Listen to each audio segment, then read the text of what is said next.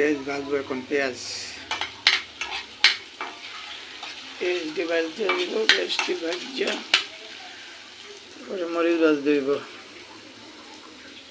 তারপরে ভর্তা, এই যে ভর্তা, আলু, সিম, ধনিয়া পাতা।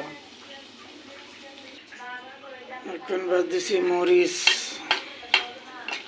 ভাজতেছি।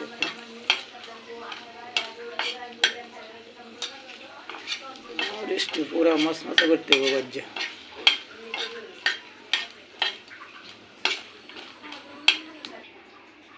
এখন ভাজতে হবে রসুন ভাজতে হবে। এখন রসুন দিয়ে আস্তে আস্তে ভাজতে হবে রসুন।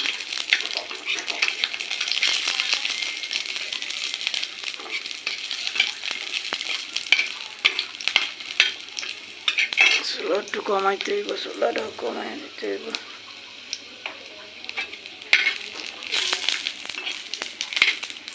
সিদ্ধ হয়েছে কিনা দেখতে হইব। সিদ্ধ মরিচ, কাঁচা মরিচ, আলু আলাদা করতে হইব।